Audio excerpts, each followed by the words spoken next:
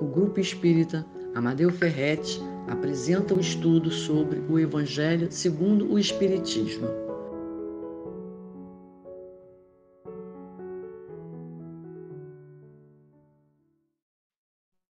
Queridos irmãos, paz e alegria em nossos corações, gratidão a Jesus por mais uma oportunidade de estudo. Elevemos o pensamento a Jesus em oração. Amado Mestre Jesus, graças te damos, Senhor, por estarmos reunidos em teu nome, para recordarmos mais uma lição do teu Evangelho de luz. Sê conosco, Senhor, agora e sempre.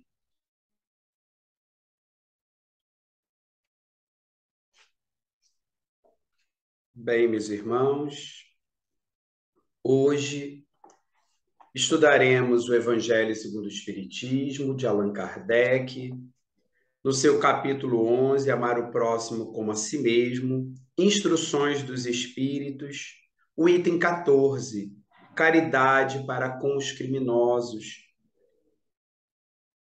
É uma mensagem do Espírito Isabel de França, recebida em Havre, 1862. Isabel de França foi uma princesa francesa do século XVIII, considerada uma mulher piedosa e caridosa. Então vejamos o que ela tem a nos dizer. E ela inicia da seguinte forma: a verdadeira caridade constitui um dos mais sublimes ensinamentos que Deus deu ao mundo. Completa fraternidade deve existir entre os verdadeiros seguidores da sua doutrina. Então precisamos nos lembrar da lei de justiça, amor e caridade, que é uma lei moral, é uma lei divina. Nós vamos encontrar lá na terceira parte do Livro dos Espíritos.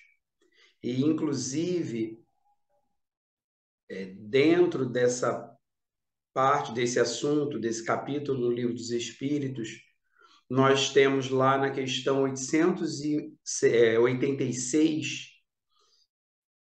o BIP da caridade, o verdadeiro sentido da caridade enquanto benevolência, indulgência e perdão. E Isabel, ela está nos lembrando aqui que Deus é nosso Pai e, portanto, somos todos irmãos, devendo estar irmanados pelo sentimento de fraternidade. E prossegue: deveis amar os desgraçados, os criminosos, como criaturas que são de Deus, às quais o perdão e a misericórdia serão concedidos se arrependerem, como também a vós, pelas faltas que cometeis contra a sua lei, né? Contra a lei de Deus. Vemos aqui que os criminosos, por pior que sejam ou que possam parecer, ela nos lembra que eles são filhos de Deus, nossos irmãos, nosso próximo, criaturas enfermas, dignos de piedade, de compaixão e também de perdão, assim como nós. E que, como nós, são espíritos imortais, criados por Deus para alcançarem a perfeição através do progresso, estão submetidos à lei do progresso e assim conquistarem a felicidade, assim como cada um de nós. E conforme Kardec nos diz, lá no livro Céu e Inferno, quando fala sobre o Código Penal da vida futura, diante de um erro, de um equívoco, precisamos passar por 3 etapas: arrependimento, expiação, que é o sofrimento decorrente daquele erro, e a reparação daquela falta, daquele equívoco. Diz ainda Isabel: considerai que sois mais repreensíveis, mais culpados do que aqueles a quem negardes perdão e comiseração, ou seja, piedade, né, compaixão, pois as mais das vezes eles não conhecem Deus como conheceis, e muito menos lhes será pedido do que a vós. Como diz Jesus, muito se pedirá a quem muito recebeu. Portanto, a nossa responsabilidade é proporcional ao nosso conhecimento. E ela compara, justamente, pede que nós reflitamos sobre a proporção de responsabilidade que cabe a esses companheiros, esses irmãos que cometem determinados delitos, crimes, muitas vezes por ignorância, e nós que temos um conhecimento mais aprofundado das leis divinas. No parágrafo seguinte, ela prossegue: não julgueis, ó, não julgueis absolutamente, meus caros amigos, porquanto o juízo que proferirdes ainda mais severamente vos será aplicado, e precisais de indulgência para os pecados em que sem cessar incorreis, quer dizer, cometeis. Ignorais que há muitas ações que são crimes aos olhos do Deus de pureza e que o mundo nem sequer como faltas leves considera? Mais uma vez, ela nos faz lembrar de uma outra lição importante do nosso amado Mestre Jesus. Não julgueis para não serdes julgados. Não devemos julgar. Ao contrário, devemos exercer assim a empatia, a capacidade de nos colocarmos no lugar do outro. E será que no lugar do criminoso que muitas vezes queremos julgar, condenar, será que agiríamos de forma diferente? Será que se estivéssemos na mesma situação que ele, não faríamos o mesmo? Ou talvez coisas até piores? É uma reflexão que ela nos leva a termos. Assim como ela nos lembra que a justiça humana ela é limitada, é falha, porque é feita por seres humanos que ainda somos criaturas imperfeitas. Mas a justiça divina não. Ela é perfeita e é mais abrangente, mais eficiente. Portanto, existem determinadas atitudes que, perante as leis humanas, não constituem crime ou transgressão, violação de lei, mas que são faltas perante as leis divinas. Matar o tempo, roubar sonhos, aniquilar esperanças e por aí vai. Atitudes que, como transgressões das leis divinas, mais abrangentes, como dissemos, terão suas consequências.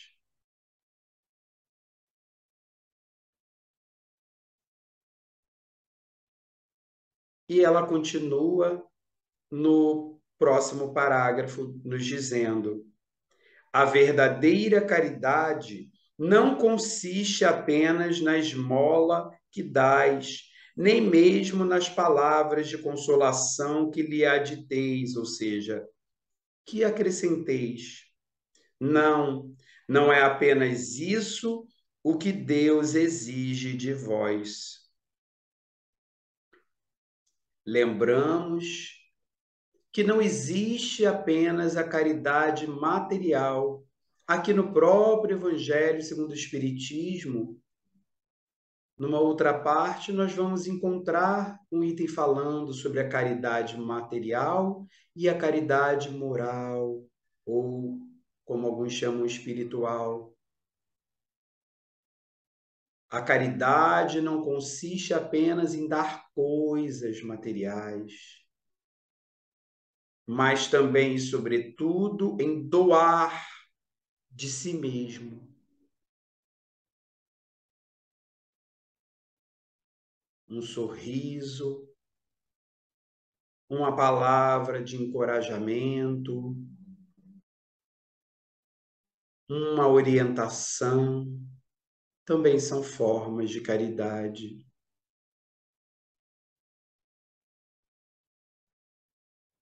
A caridade sublime que Jesus ensinou também consiste na benevolência de que useis sempre e em todas as coisas para com o vosso próximo. Podeis ainda exercitar essa virtude sublime com relação a seres para os quais nenhuma utilidade terão as vossas esmolas, mas que algumas palavras de consolo, de encorajamento, de amor, conduzirão ao Senhor Supremo, ou seja, a Deus. Então, ela mostra, ressalta essa questão da caridade moral, através da prática do bem, do exercício da bondade, do amor ao próximo. Lembrando que a caridade é justamente o amor em ação, em movimento. E ela nos convida a termos essa caridade moral para com os criminosos, já que para eles a caridade moral, material que viemos a ter, muitas vezes não será de grande utilidade, de grande serventia. Eles necessitam muito mais da nossa caridade moral. E como exemplo disso, nós podemos citar o trabalho realizado por ONGs, organizações não governamentais, e também por diversos grupos religiosos nos presídios. Inclusive, realizado pelo movimento espírita. Nós temos o CERJ, que é o Conselho Espírita do Estado do Rio de Janeiro, a nossa federativa espírita aqui no nosso estado, e que tem, dentro da área de relações externas, o Serviço de Assistência Espírita ao Preso, o SAEP, que tem como lema, por assim dizer, uma colocação de Jesus quando ele diz: estive preso e foste me visitar. Então, Jesus nos convida a essa caridade, a esse trabalho assistencial junto aos nossos irmãos presidiários. E o CERJ realiza esse trabalho juntamente com a instituição espírita Cooperadores do Bem Amélie Boudet, que fica lá em Vila Isabel. Assim como temos notícias de outros grupos e instituições espíritas realizando esse tipo de trabalho assistencial aos presos. Trabalho, muitas vezes, de evangelização espírita, levando conhecimento espírita que poderá ser uma ferramenta útil para esses irmãos. Afinal, Jesus mesmo disse: conhecereis a verdade e ela vos libertará.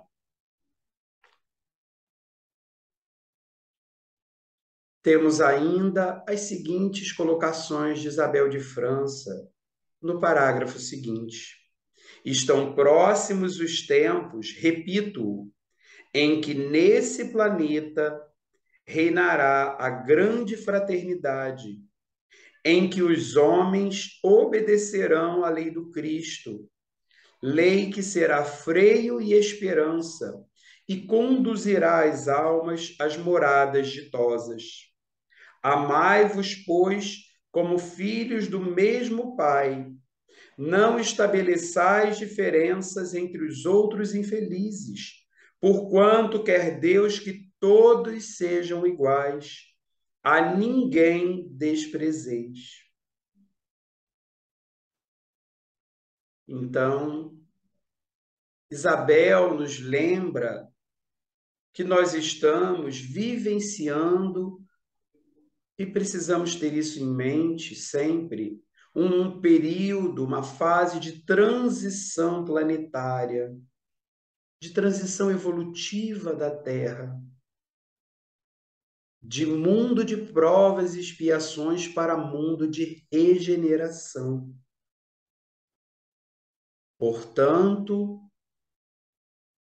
é o progresso se fazendo, mas ela nos lembra que esse progresso necessário à Terra envolve também a fraternidade, o amor, o respeito, a igualdade e tantas outras virtudes que fazem parte das lições de Jesus, estão no seu Evangelho. Jesus, há mais de 2000 anos, já nos convidava a cultivar essas e tantas outras virtudes, tantos outros valores morais. E Isabel também nos convida aqui ao combate ao preconceito, que não devemos cultivar jamais, seja de que tipo for, inclusive o preconceito com relação a esses irmãos que estão muitas vezes colocados à margem da sociedade, tratados como verdadeiros marginais, discriminados pelos erros que cometeram. É claro que faz parte das leis humanas, da justiça humana, que eles tenham consequências dos seus atos, paguem por seus crimes.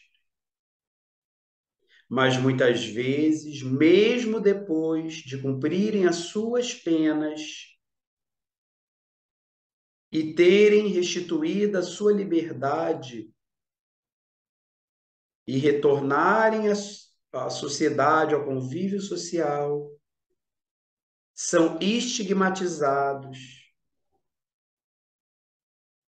e sofrem muitos preconceitos, inclusive tendo muitas vezes bastante dificuldade de conseguirem um emprego digno, um trabalho honesto, para que possa ser a sua forma de subsistência, de sobrevivência, a fim de que não venham novamente a recorrer a atos criminosos como fonte de sobrevivência e de renda.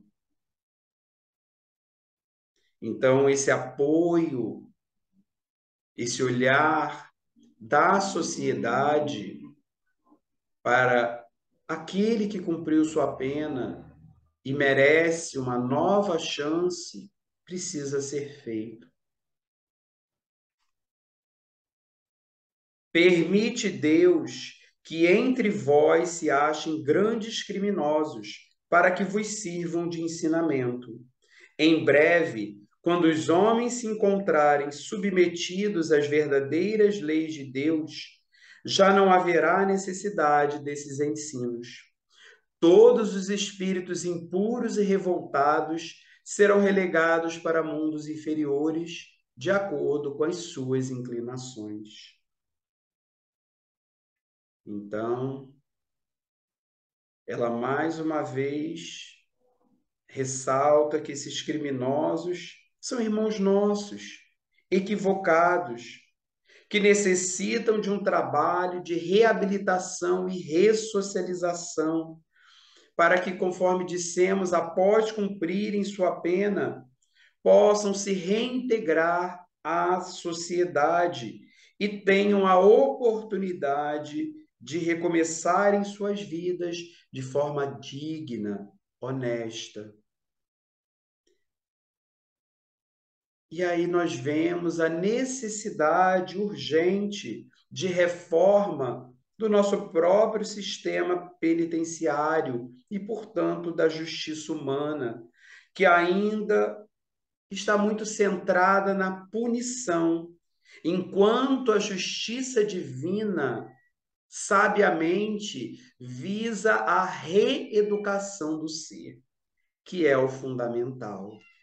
Mas dia virá em que a justiça humana se aproximará da justiça divina, em que as leis humanas estarão consoante as leis divinas e também terão como objetivo maior esse processo reeducativo daquele que violou as leis, daquele que cometeu erros, delitos. E ela nos lembra ainda, nesse trecho, retomando a questão da transição planetária, que ela também menciona e que nós lembramos aqui, que nesse processo de transição evolutiva da Terra, os espíritos rebeldes às leis divinas, que ainda não acompanharem esse processo de regeneração da humanidade, serão conduzidos a mundos inferiores à Terra, para aí prosseguirem a sua jornada evolutiva. E aí nós vemos a importância de se oferecer ao criminoso, né, ao presidiário, a chance de se regenerar. E daí a importância grandiosa desse trabalho de evangelização espírita realizado nos presídios.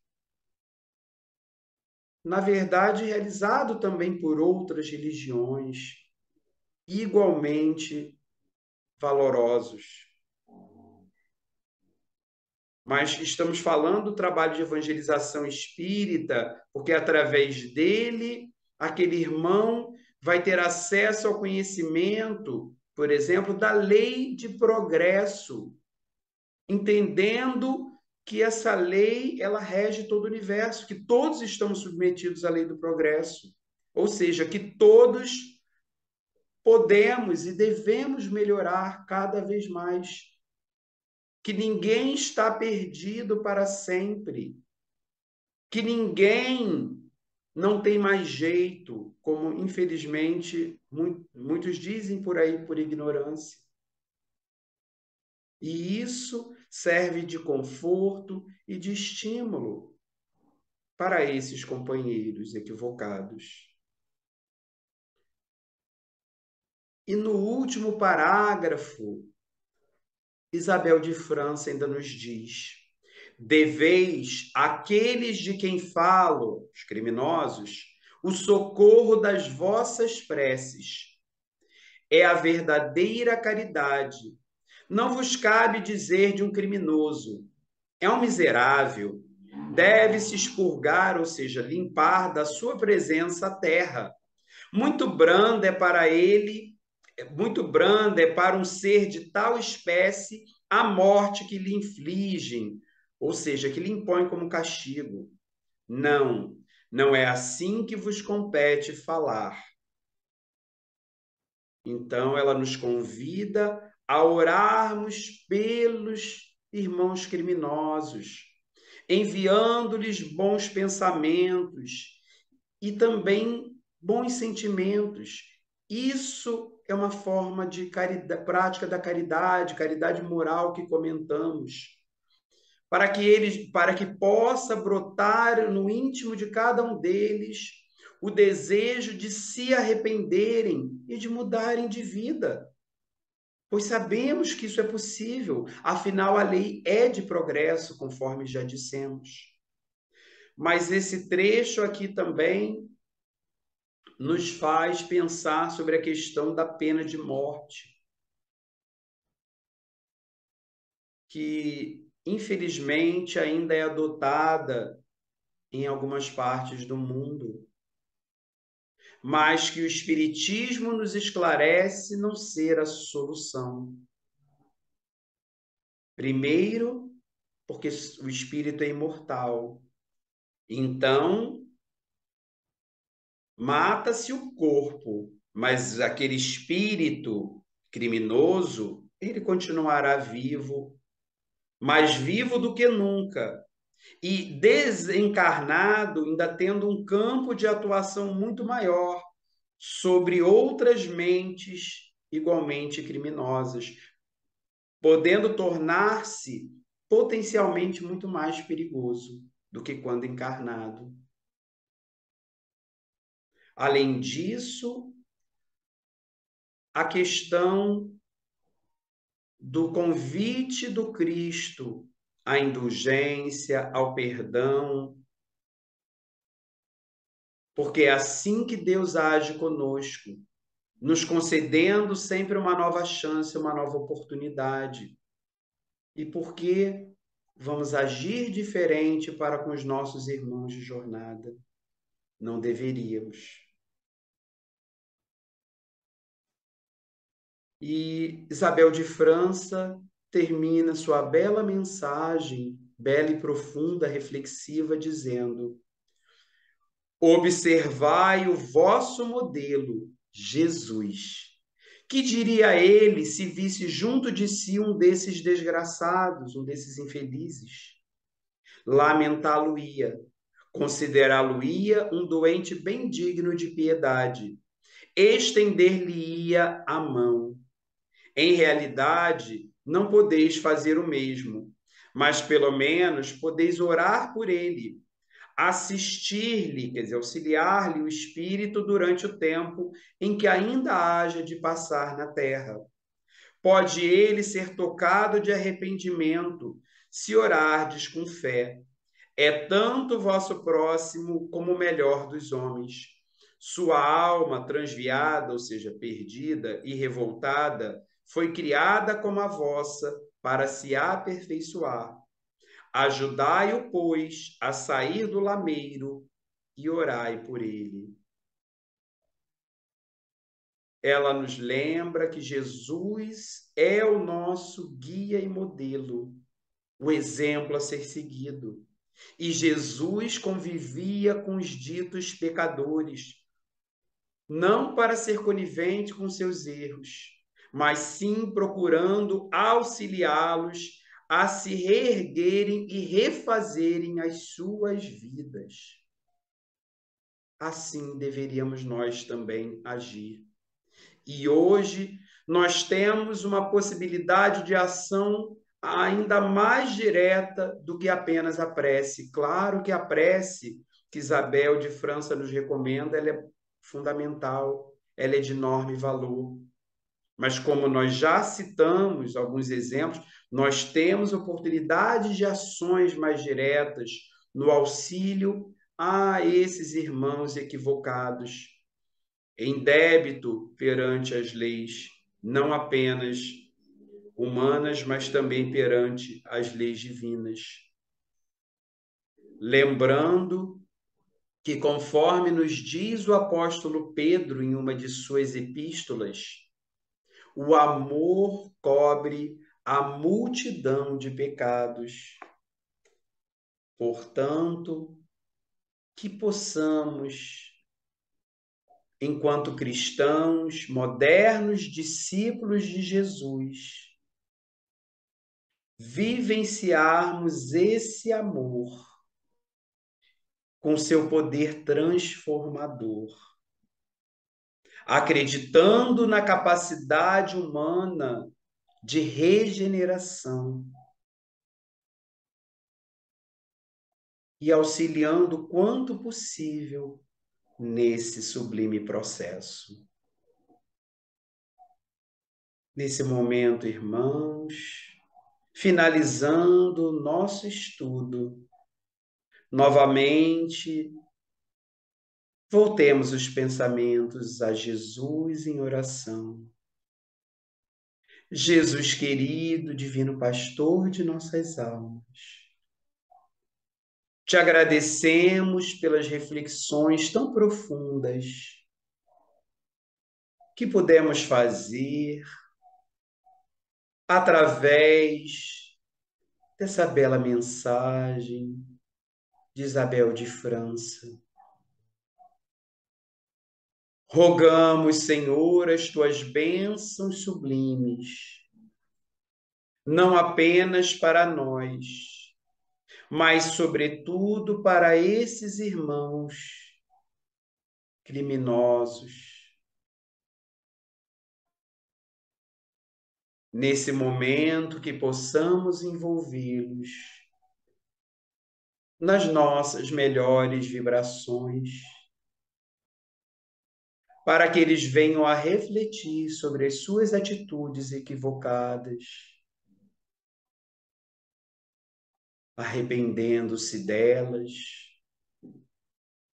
e tendo a bendita oportunidade de reparar os seus erros e se regenerarem, prosseguindo assim a sua jornada evolutiva rumo à perfeição.